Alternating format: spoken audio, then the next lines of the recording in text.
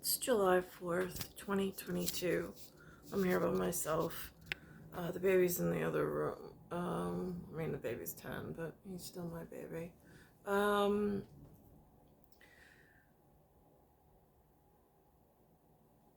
I'm watching the headlines from Poetic Justice League of Superstars, the multiverse speaking. They have converged and have one thread of reality still. This very specific um, 4th of July that they're bringing to the big screen.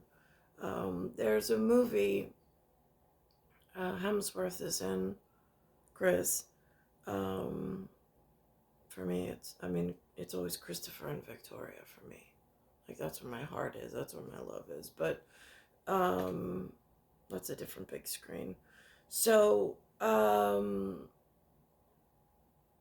this very special occasion this morning, See the BS put on like summer theater things. They really did no justice to Chris and his work and his part of whatever. I don't know if the Blue Planet's involved in this. Lewis mentioned something about a blue planet in Scientology. I do see though that I haven't followed, not for lack of wanting to, just for lack of availability to his works, with money being a factor, and with it coming into my I don't know, what do you say, scope, iframe, whichever. So they have him pegged as this Thor, this god. I went over the trailers of just a few trailers of his work, where he gets cast out to Earth and then he wakes up and his eyes open every day, and it's like, oh God, is this Earth? Yeah, it's my life in this crazy donkey 1976 version. I thought my 1978 version was going to bring a wholly different cast, but apparently I didn't get my way. So it says Thor, Love and Thunder, in his July, being the July, a Jew, I'm down on my luck. He seems to be doing well. He's coming out on the pattern of 78, so I thank him for that, for his 83. And then with the inside of the movie, they pair him with this Natalie Portman. She was in this Star Wars series. Again, when I read her name, it says like National Portman. I don't know if seafaring people, is that still in the North Sea an acceptable answer? So there's this Star Wars, the man who holds up the sky, who's the most important man or supposed to be in my life, yet I have been withheld from his physicality for some reason. I don't know if it's square dancing or square meals that got in the way, or if it's one of the less than whatever other variables. So I see he doesn't have a movie coming out with this 4th of July, whatever. But it falls on a separate importance because his movie's coming out on Freya Day. So that's important. It's not coming out on Thor's Day, it's coming out on Freya Day. But on my side of how you been, it's in the AMC catalog for this weekend because Linda wanted me to bring the baby to see a movie. Um, there were, I mean, Top Gun is still out there. I know he's big in the Scientology and the Blue Planet and the whatever and the whatever. So you got AMC, you got Minions, The Rise of Gru out. They're holding a stereo, like a boom box, very 1980s.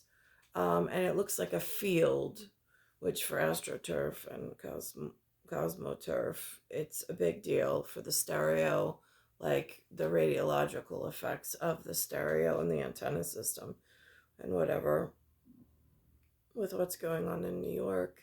Um, and that's Minions. Then, same weekend, the other Chris Pratt, he's coming out with Jurassic World Dominion. So it's Minions and Dominions. And he's not, and he came out in a July, July, in a Jurassic, Ju, and then it's a RASSIC, World Dominion. It's significant that Minions and Dominion is coming out both with movies this weekend. In the Dominion news, um, uh, that bunch of whatever humans, I suppose, acknowledge the mother son bond between the two dinosaurs, which, just for whatever, at St. John's, the only person in the car I remember was Dino.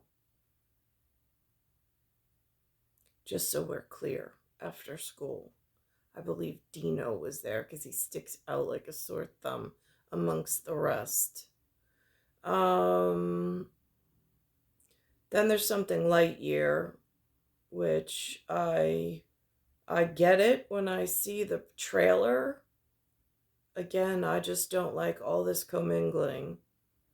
It's a Disney Pixar.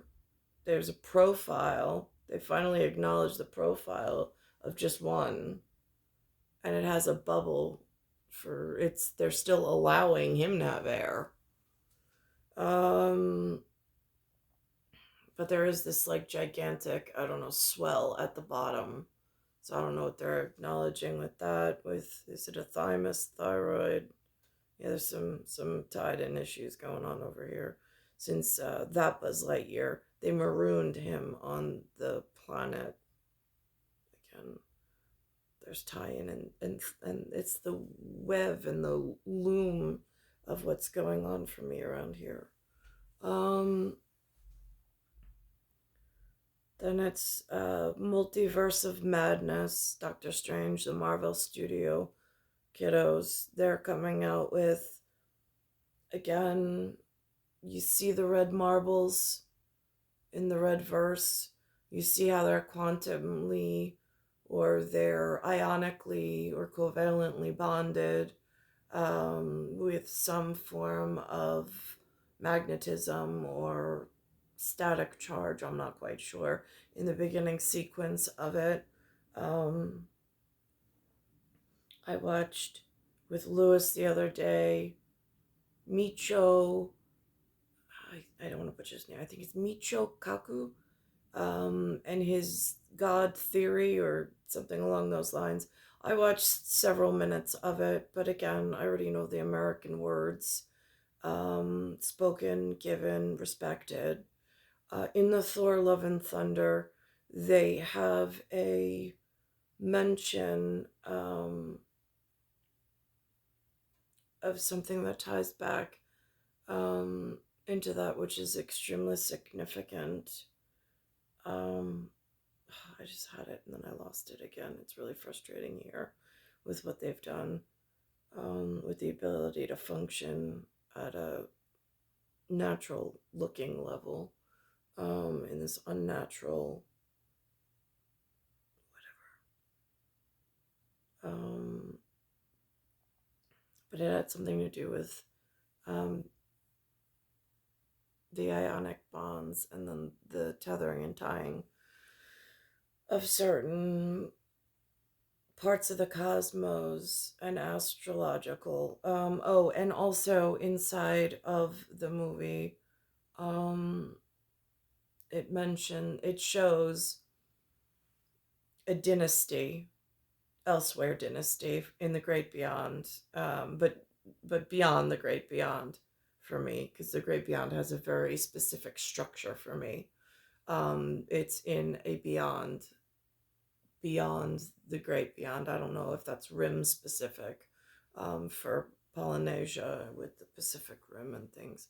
Um, so it shows this dark, almost like volcanic ash cloud coming towards the ancient civilizations. Um, Last time pulled through time and space, um, right around that Trump, whatever was going on, where I felt like it was a contest, but I had nobody to speak to. And I'm like, why is Tia Frio acting so weird? And what are going on with my parents and my children? Because nobody's saying anything. And it's like really weird. Um, there was a place that they pulled me into. It looked very Greek. I thought it was something Orthodox. It was white rocks in a circle. There were people, a civilization of people that spoke in tongues I couldn't understand at first, um, till the machine was calibrated. And what the man was speaking on. And then I had a tethered telekinesis connection to the whatever and whatever. And they wanted me to speak my own words, what I was experiencing in that moment. And I said, well, I see he's afraid of this dark cloud that is about to come over, and essentially the darkness will take over and wipe them all out completely. And they're the last of their kind. And so I sat there and I listened to the man's words, and it was very frightening. And then all of a sudden, the entire area just started to rumble and quake. And then this gigantic, whatever cloud started forming and blew in, and then I was out. So there's significance there in time travel. I had a conversation with my sons too. I said, because Alexander is now saying that he wants to go into kinesiology. And I said, Northwestern's a really great school. I was supposed to go to Northeastern. I was like, but Northwestern's good. I was like, Ben used to have a doctor. First doctor I ever took him to check out his biological problem he had going on with his legs at the time. I was like, first physical therapist ever. I think he came from Northwestern. I was like, he kind of looked like you too, Allie. I was like, so maybe that's a good choice. And so Ben's like, wait, so you telling me that like Alex was there? I said, did I say that? And so I just got quiet because I have these conversations with people that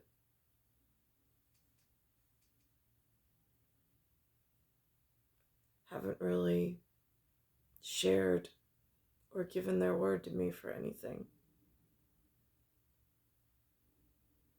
So here we are, and I'm watching Channel 7. It says consecration ceremony has something to do with St. Nicholas. I don't know. I mean, and then there's a very significant story today on Anderson Cooper. He is on Drew Barrymore because Drew Barrymore said she wanted to have some kind of something with him. I don't know. They made mention of it today on the actual show. And so Anderson Cooper went on and they were speaking, and he tells a story of being at a table with his mother. And when he was at the table with his mother, he was treated differently than when his mother was not near him. And then he himself waited on tables in that same, and he and I share that with Nicholas. When Nicholas was there, or he came to visit, or whatever name they were using in that moment. It's usually Nicholas is the one who said that he took the name for me. That was the word I was given of he, because my grandfather was Nicholas. My great grandfather was Nicholas, and then I was my father's Louis Nicholas. I'm Nicole, so it was Nicholas. And so, in the more important things in the life frame, for I don't know what happened with this 1996, with this 1976 thing and what the humans were doing here, in keeping me in isolation and by myself. And then that wasn't good enough. There was other stuff. I mean, there was fights I didn't even know I was in. There was times where things came to harm me. Nobody's saying anything. I mean, so I did not know that in 9/11, when the towers fell, that it affected St. Nicholas Cathedral in Manhattan. Nobody spoke of it. They only spoke of these world towers falling. I don't know what it was symbolic of. I know the 107 was important, or Building 7 was important. I don't know what any of this was. I mean, all of this could have been stopped and other things gone on the way, but in their own blind rage, I suppose. They do all sorts of things and don't listen to what needs to be done. It's very frustrating, and they're such powerful people. And then they just put you in these crushing situations, genetically and spiritually, that you just, it's like there's no way out. That's what it feels like. In melancholy. So now I'm watching, they rebuilt this consecration ceremonies going on today on the 4th of July. In other parts of the city, they're paying homage or tribute, Sosa, something like that. They said they're like the first family of fireworks. And they said that the first time that they had this fireworks was in 1976. So I don't know if this is the less important side of life, paying tribute and worshiping all the wrong things in my area of Broken Galaxy. I don't know if there's any good inside 1976. I haven't found any. I haven't really found anything great in 1975 either, by the way. It's just like this crushing, debilitating reality. So I'm watching this, and then I'll go to the Vanderbilt, because I don't know anything about the Vanderbilts. They don't speak about Vanderbilts. But he said he went with Cooper. There was a Cooper that followed me into the 1978 portion of the elementary school, when parts of the elements were correct.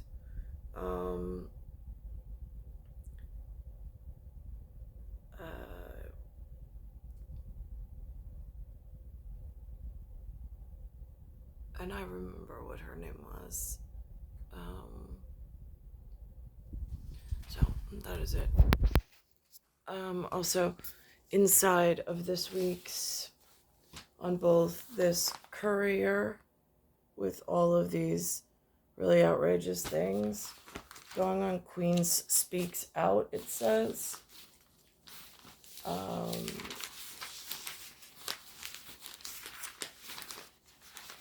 They have two sides. Queen Speaks Out, and it's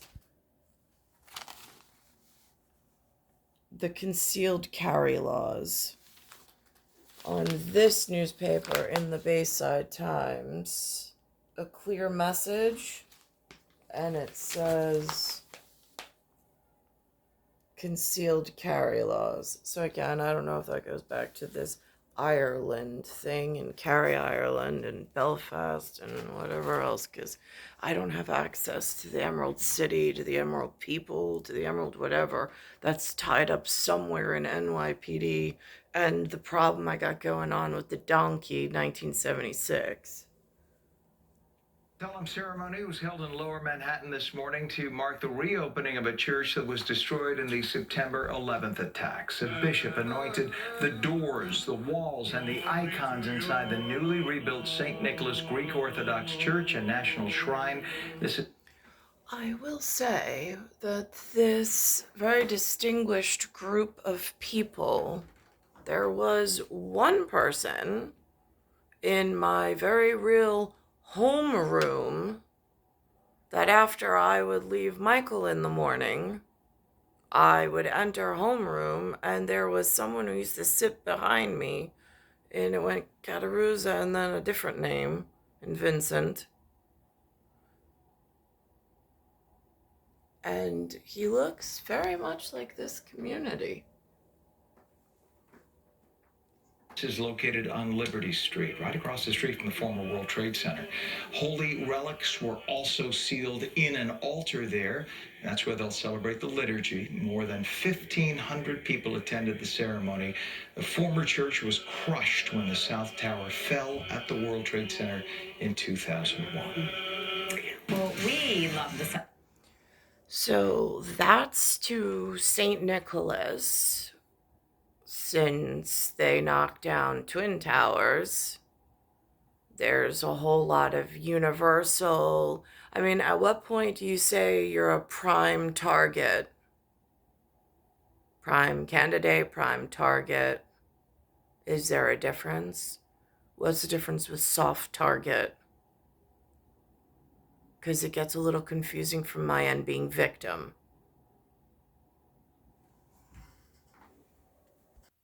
Now, they played, it was November 1st, that's 11/1/2021 is the original air date of this Drew Barrymore show. Pop quiz week kickoff Anderson Cooper and Drew Gooder Nurse. But it aired today for me. The original air date was in November, but today, July 4th, 2022, is when it was aired for me. It's so interesting because my mom was Gloria Vanderbilt, and I grew up very happy that my last name was not Vanderbilt. And because I think if you have a last name that is a big name like Barrymore, and especially in the industry you were in, that you were put into as a child, Yep. you walk into a door and there's assumptions that are automatically made in your case, and you said, and I saw that very early on in my own life. Now, where I was, we apparently have these very big names and these very big legends, legacies, I don't know. But nobody spoke. I mean, like, we were kids thrown into a couple of rooms together in a few years that sequenced together and held captive together. There was a professor at the front of the room that taught us all the same things. It wasn't like we were sitting there going, so, like, who do your guys know? Like, what do my guys look like? What do your guys look like? I mean, like, that didn't happen. I mean, I don't know what a Cooper is. I don't know what a Johnson is. I don't know. Price? Again, I've heard that, I mean, like, it was the people or the person that showed up that then was, like, an interaction with. But it wasn't like this pretentious, pre-scripted, or predictive programming that came into this room when I entered it. It was just like, who are all of you? I mean, like, 7 years old. I don't know why I'm here. My dad just moved me out here. My dad and my mom from the city. I really didn't like it there. But I really miss my grandpa, my no-no. Only facts that were relevant. Because when I was a kid, people didn't know who my mom was. I was a Cooper and nobody cared. And, people treated me normally. And then when they would find out who my mom was, there was always kind of a subtle shift, sometimes not so subtle, sometimes subtle. I worked as a waiter when I was like in high school. And I remember I worked at this restaurant that I was underage, so I got a job because my mom knew the guy who owned the place. And I used to eat lunch there with her. And when I was there as a waiter, I was serving people who I had eaten lunch with my mom, but they didn't recognize me when I was their waiter because they didn't even look at the waiter. And it was the greatest education to see, okay, when I'm sitting at the table with her, they see me in one way. They don't even see me when I'm not there with her, and they don't think they have to pay attention to me. And so to me, that right there, the way he tells that story, that is exactly how it was. It was like if they were doing a big Smithsonian fashion show for 7-year-olds, fully clothed, but in like museum level, whatever, just to have something to gather and to see the kids. That was a big thing. It seemed like to have this like energy of its own, and it was like really exciting. Didn't know why. There was no buzz leading up to it. There was no camaraderie with me and the girls. There was, I usually like to hang out a little like that show My Girl, because they were at least friendly. The girls were like really not. So it's just, I don't know. And so it was significant, it was important, but it was more important to whoever showed up because they seem to have this agenda of running the world. I'm just there in like, okay, can I have step out of the shadows? Like, let me know you're here. Like, are you here? Are you not? On my 6th grade graduation, somebody just showed up and I was just like, oh, hello. I wasn't expecting that. Didn't know. Like, nobody sends an invitation. Nobody, it's not on my calendar, to look forward to. Why was none of that preparation done? Why was nobody in communication with Lou? Letting Lou know, here's a date where she can look forward and plan to look forward to something. It was like radio static silence. And then on top of the fact that there was no planning, no dates, nothing to look forward to, just when he arrives, it's just you're mine. I will come get you when the time is right. Okay. But then you never arrive. So it's like, now what am I supposed to do with all of this unsequenced and unplanned dishevelment or debauchery? To me, that was such a big, obvious wake up and clear sign that, for me, the idea very early on was implanted that no good could come from, being associated with the Vanderbilts. The history of the Vanderbilts was very fraught for my mom. That's his story. My story, so different.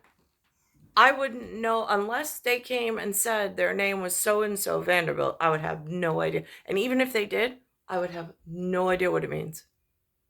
Because they still don't teach the history. They didn't teach the history. They didn't teach with photos, with pride. There was nothing. The lack of information and words, vernacular, things to prepare for, things to look forward to. Why don't you go to the library and invest your time in this after school? None of that existed. And the other kids were gathering at the country club in the Lloyd Harbor section doing I don't know what after school, but they had some other social life that Lewis was not a part of. or I wasn't a part of, and I don't know why.